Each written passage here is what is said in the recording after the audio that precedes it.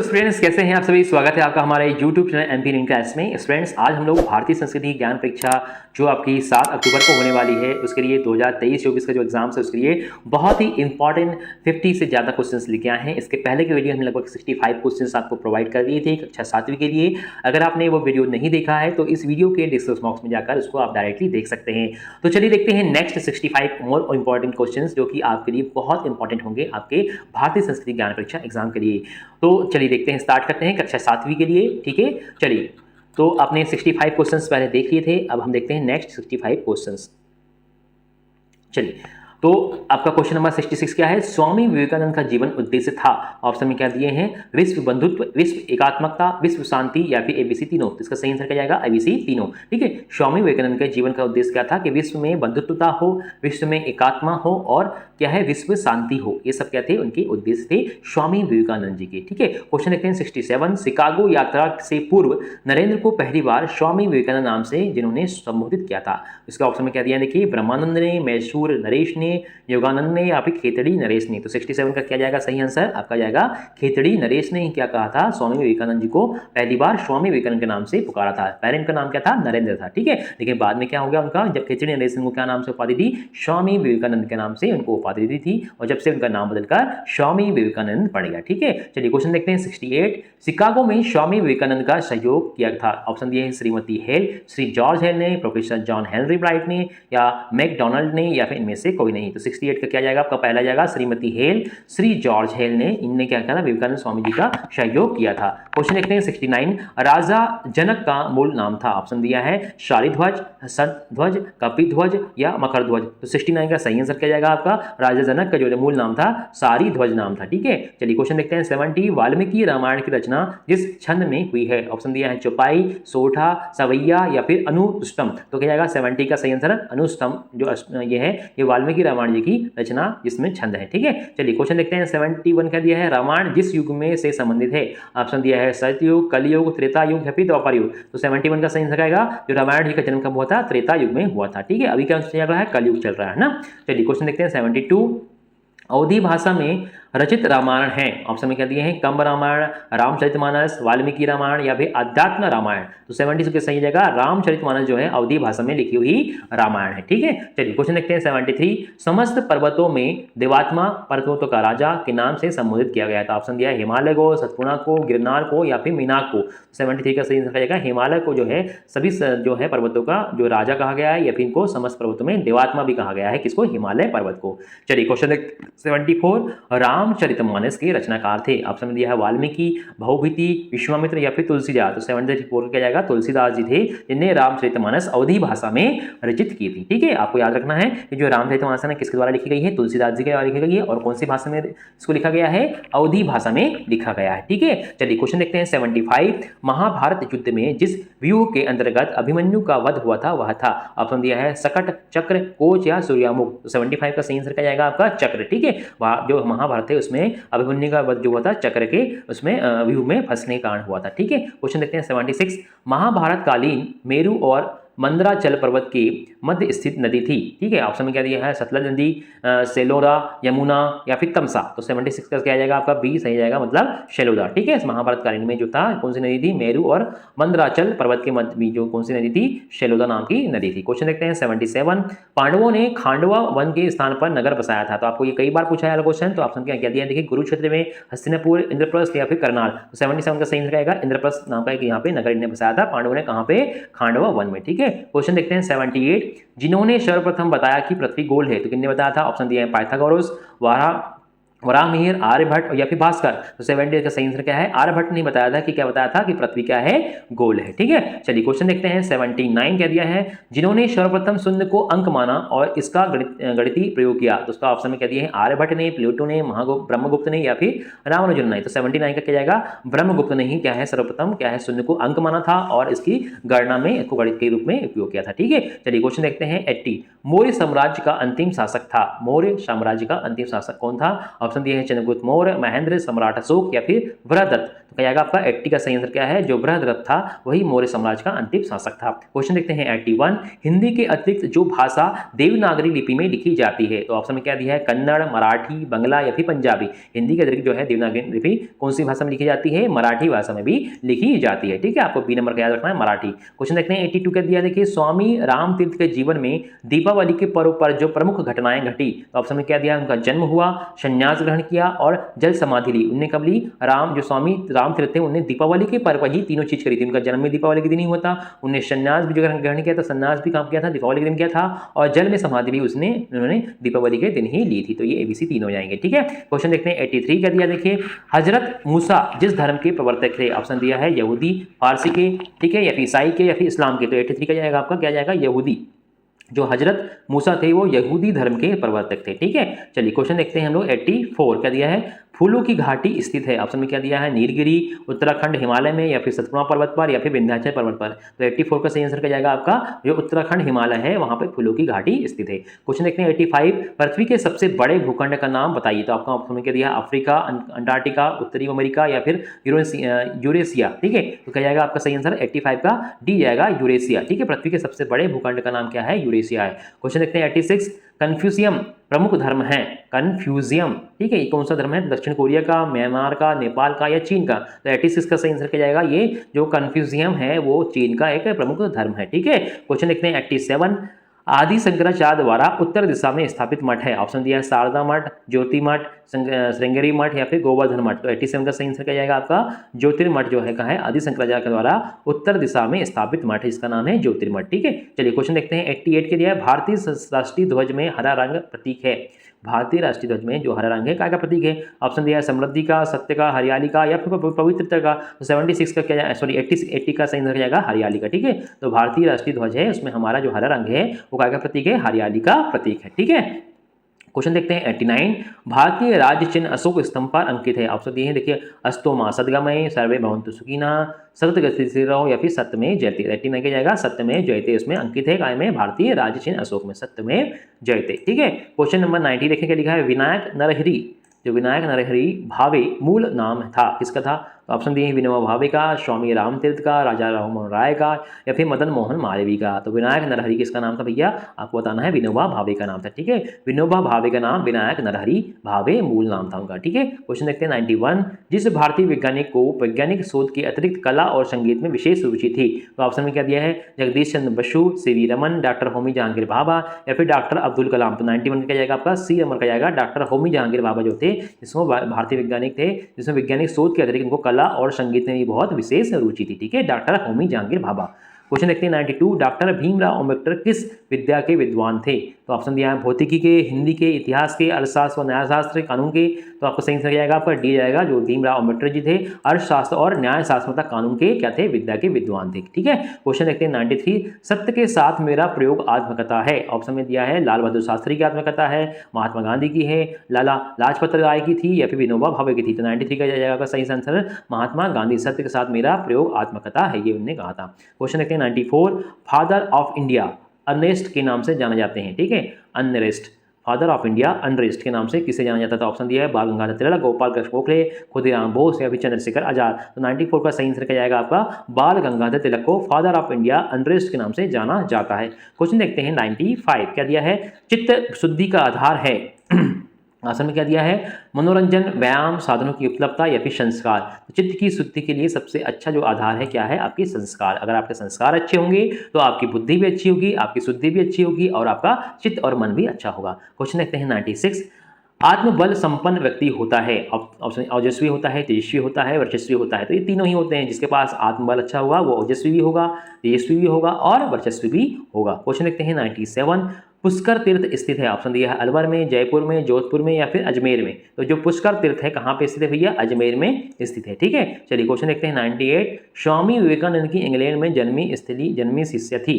ठीक है, स्वामी विवेकानंद के इंग्लैंड में कौन सी जो है, इंग्लैंड में जन्मी कौन सी शिष्य थी, आपने दिया एलिजाबेथ नोबेल, कुमारी मेलग्रियार्ड, श्रीमती सहेली बुल या ABC तीनों, तो 98 किया जाएगा। तीनों ही स्वामी विवेकानंद की जो है इंग्लैंड में जन्मी हुई शिष्या थी।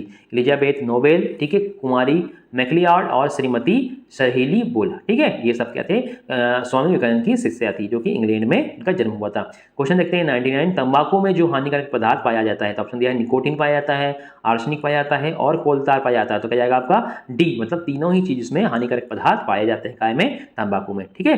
चलिए क्वेश्चन देखते हैं 100 नंबर का दिया है, किसी भी राष्ट्र की महानता का आधार होता है, ऑप्शन दिया है भूभाग, सैनिक क्षमता, आर्थिक सुदृढ़ता या फिर संस्कृति, तो आपका सही आंसर क्या जाएगा आपका संस्कृति, ठीक है। किसी भी राष्ट्र की महानता का आधार क्या होता है, उसकी संस्कृति कैसी है, ठीक है। चलिए क्वेश्चन देखते हैं 101 क्या दिया है, 101 राष्ट्रीय नदी है, ऑप्शन दिया है सरयू नदी, ब्रह्मपुत्र, बेतवा या फिर गंगा, तो 101 का सही आंसर क्या है, सभी को पता है, जो गंगा नदी है वो हमारी राष्ट्रीय नदी है। क्वेश्चन देखते हैं 102 मनुष्य पर जो ऋण माने जाते हैं, ऑप्शन दिया है पितृण, देव ऋण, ऋषि ऋण या ABC तीनों, तो तीनों ही ऋण जो है मनुष्य के ऊपर माने जाते हैं, मतलब पितृ ऋण भी होता है, देव ऋण भी होता है और ऋषि ऋण भी होता है, किसके, मनुष्य के ऊपर, ठीक है। और तीनों ही ऋणों को चुकाना मनुष्य की एक बहुत ही प्रबल इच्छा होती है और उनकी जो है उनकी जिम्मेदारी भी होती है ना।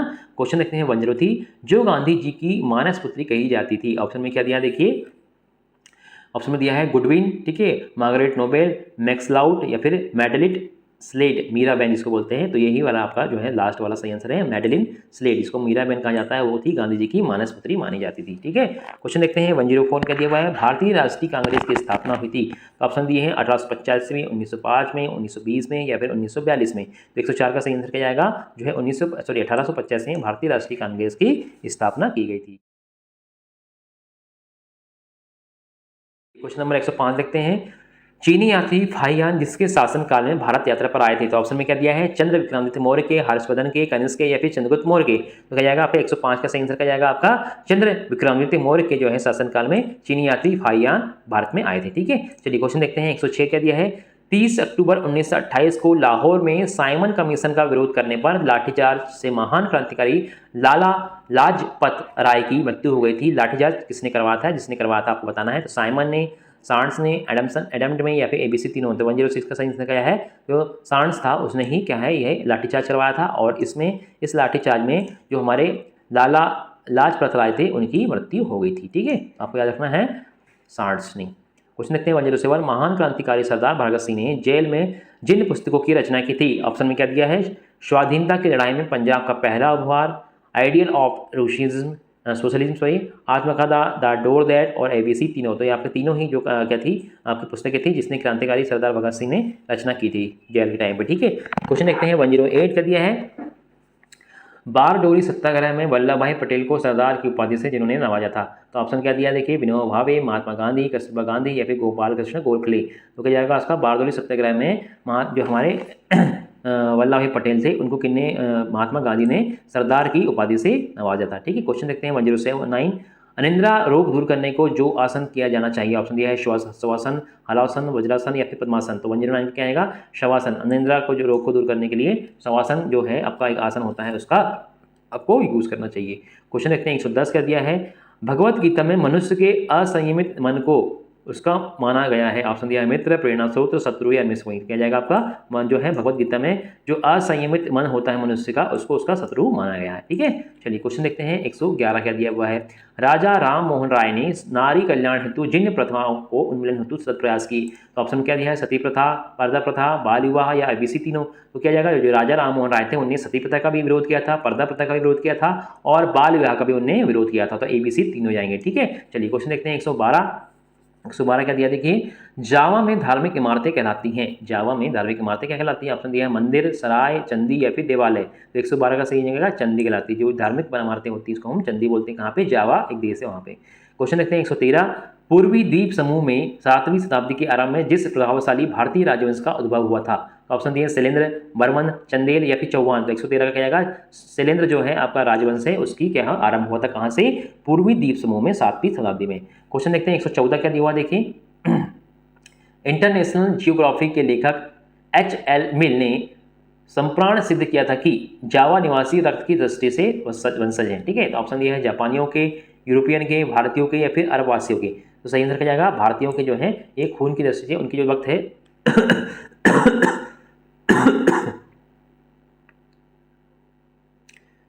तो जो आपका इंटरनेशनल ज्योग्राफी के लेखक थे उन्होंने कहा था कि जो एच.एल. मिल ने कि जो जावा के निवासी हैं, जावा देश के, वो भारतीय के ही रक्त के वंशज है। ठीक है, क्वेश्चन देखते हैं 115 का दिया है।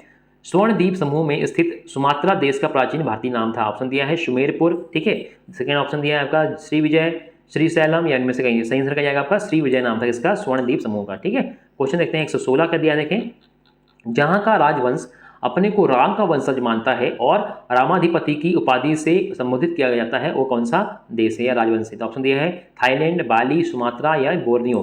तो 116 का सही आंसर क्या जाएगा? जो थाईलैंड के जो लोग हैं वो अपने आप को राम के जो है वंशज कहते हैं। ठीक है, और रामाधिपति के नाम से इन्हें संबोधित करते हैं, उपाधि रहते हैं। चलिए क्वेश्चन देखते हैं 117। भगवान बुद्ध के जीवन में संबंधित स्थल है। ऑप्शन दिया है लुम्बिनी नेपाल, बोधगया बिहार, सारनाथ कुशीनगर। तो ये तीनों ही जो है भगवान बुद्ध से संबंधित जो है नगर है। ठीक है, क्वेश्चन देखते हैं 118। स्वतंत्रता प्राप्ति के समय जिन देशी राज्यों ने भारतीय संघ के साथ एकीकरण नहीं किया था उसका ऑप्शन दिया है हैदराबाद, जूनागढ़, मांगरोळ या एबीसी तीनों। तो ये तीनों ही जो ऐसे राज्य थे जिनने भारत की स्वतंत्रता के प्राप्ति के समय भारत के जो राज्यों से संघ से एकीकरण नहीं किया था, हैदराबाद ने, जूनागढ़ ने और मांगरोळ माणावतर ने। ठीक है, बाकी सबने कर लिया था। क्वेश्चन देखते हैं 119 नंबर क्या दिया है। उड़ीसा में जगन्नाथपुरी के अन्य नाम से जाना जाता है। तो उड़ीसा में कौन से नाम से जानते हैं जगन्नाथपुरी को? देखिए, उसमें दिया है श्री क्षेत्र, पुरुषोत्तम क्षेत्र या संघ क्षेत्र। तो ये तीनों ही आपके सही आंसर हैं, तीनों ही नाम से इनको पुकारा जाता है जगन्नाथपुरी को उड़ीसा में। क्वेश्चन देखते हैं 120। गांधी जी ने 80 आश्रम वासियों के साथ दांडी कूच किया था। तो कब किया था? जिसको हम दांडी यात्रा बोलते हैं या साल्ट मार्च बोलते हैं। ऑप्शन में दिया है 12 मार्च 1919 को, 29 को, सॉरी 1 मार्च 1930 को, 12 मार्च 1930 को या फिर 12 मार्च 1931 को। तो 120 का सही आंसर क्या जाएगा आपका? 12 मार्च 1930 को जो है गांधी जी ने अपने 80 आश्रम वासियों के साथ दांडी कूच किया था। ठीक है, नमक तोड़ो आंदोलन इसको बोलते हैं। क्वेश्चन देखते हैं 121। रामचरितमानस का सबसे छोटा खंड है। ऑप्शन दिया है बालखंड, अयोध्या कांड, अरण्य कांड या फिर लंका कांड। तो 121 का सही आंसर क्या जाएगा इसमें आपका? 121 का सी जाएगा, अरण्य कांड जो है सबसे छोटा कांड है। ठीक है, ये कांड ऐसे बोलते हैं हम, सॉरी कुछ छोटा खंड है। क्वेश्चन देखते हैं 122। भारतीय संस्कृति में जिस नदी को विष्णुपदी कहा गया है। तो ऑप्शन दिया है गंगा, गोदावरी, नर्मदा या फिर ब्यास। तो 122 का दिया है जो गंगा नदी है भारतीय संस्कृति में विष्णुपदी के नाम से जाना जाता है। ठीक है, 123 का देखें। ऋषि पतन जिस प्राचीन बौद्ध धर्म का नाम था। ऑप्शन दिया है कुशीनगर का, सारनाथ का, लुम्बिनी का या फिर बोधगया का। 130 का सही, जो सारनाथ है उसको क्या बोलते थे? ऋषिपतन के पुराने नाम से जाना जा रहा था। क्वेश्चन देखते हैं 124। मौर्य साम्राज्य के संस्थापक चंद्रगुप्त मौर्य के साम्राज्य की जानकारी का स्रोत है। ऑप्शन दिया है इंडिका, कौटिल्य का अर्थशास्त्र, ठीक है, बुद्ध चरित्र या फिर AB दोनों होता जाएगा आपका सही आंसर 124 का डी, मतलब इंडिका और कौटिल्य का अर्थशास्त्र। ये क्या है? मौर्य साम्राज्य के संस्थापक चंद्रगुप्त मौर्य के साम्राज्य की जानकारी का स्रोत है। ठीक है, क्वेश्चन देखते हैं 125। मौर्य साम्राज्य के पश्चात जिस राजवंश का उदय हुआ था उसका नाम क्या था? कुषाण वंश, वर्धन वंश, शुंग वंश या इनमें से कोई नहीं। तो 125 का सही आंसर क्या है? जो है मौर्य साम्राज्य के बाद शुंग वंश का जो है राजवंश का उदय हुआ था। क्वेश्चन देखते हैं 126 का दिया, देखें भगवान बुद्ध की जीवनी जिनके द्वारा लिखी गई थी। तो ऑप्शन में क्या दिया है? आनंद द्वारा, आम्रपाली द्वारा, अश्वघोष द्वारा या फिर विशाख दत्त द्वारा। तो 126 का सही आंसर क्या है?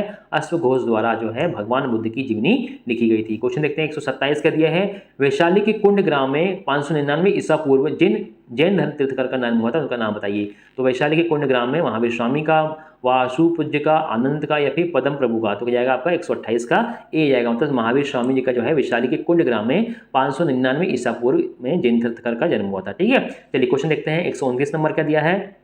वह पांडव जिन्हें कूड़ा केस भी कहते हैं। तो ऑप्शन दिया है युधिष्ठिर को, अर्जुन को, भीम को या नकुल को। तो 129 का सही आंसर क्या जाएगा? अर्जुन को जो है, पांडव को जो है गूढ़ा केस भी कहा जाता है। ठीक है, क्वेश्चन देखते हैं 130। देवताओं के वास्तुशिल्पी का नाम था। ऑप्शन दिया है पुरोचन, विश्वकर्मा, मय या फिर शिल्पवान। तो 130 का सही आंसर क्या जाएगा? विश्वकर्मा। ठीक है, देवताओं के जो वास्तुशिल्पी थे या वास्तुकार थे वो कौन थे? विश्वकर्मा भगवान थे। ठीक है, क्वेश्चन देखते हैं 131। महाभारत युद्ध के समय मोहग्रस्त अर्जुन को श्री कृष्ण द्वारा दिए गए उपदेश जिस ग्रंथ से संग्रहित हैं। ऑप्शन दिया है श्री गीता में, भागवत में, रामायण में, इनमें से कोई। तो आपको सभी को पता है गीता का उपदेश किसने दिया था? भगवान श्री कृष्ण ने किसको दिया थे? अर्जुन को दिए थे महाभारत युद्ध के समय पे। ठीक है, क्वेश्चन देखते हैं 132। बीज गणित की शास्त्रीय पुस्तक लीलावती जिनके द्वारा लिखी गई थी। ऑप्शन दिया है ब्रह्मगुप्त के द्वारा, डायोफेक्टस के द्वारा, भास्कर के द्वारा या आर्यभट्ट के द्वारा। 132 का सही क्या है? भास्कर के द्वारा जो है आपकी बीज गणित के ऊपर शास्त्रीय पुस्तक थी लीलावती, उसको भास्कर के द्वारा लिखा गया था। क्वेश्चन देखते हैं 133 नंबर। वृद्धों से रहित सभा को सभा कहना उचित नहीं है, यह कथन किसका है? तो ऑप्शन दिया है विदुर ने, चाणक्य ने, भीष्म ने या फिर युधिष्ठिर ने।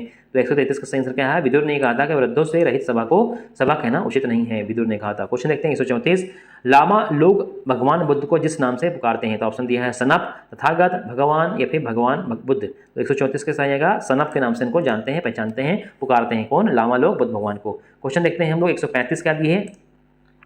क्वेश्चन 135 क्या है? अतुल्यरम नामक योजना किस क्षेत्र से हेतु है? ऑप्शन दिया है स्वच्छता अभियान के लिए, अल्प बचत के लिए, खेल के लिए या राज्य साक्षरता मिशन के लिए। तो 135 का सही आंसर जाएगा राज्य साक्षरता मिशन के लिए अतुल्यरम नामक योजना जो है जिस क्षेत्र में बनाई गई है। ठीक है, राज्य साक्षरता मिशन के लिए। तो 135 क्वेश्चन आपके हमने कक्षा 7वीं के आपको प्रोवाइड कर दिए हैं। ये आपको 2 वीडियो के माध्यम से मिलेंगे। इसके पहले का वीडियो आपने अगर नहीं देखा तो ये लिंक डिस्क्रिप्शन बॉक्स में जाकर उसके लिंक के माध्यम से आप देख सकते हैं।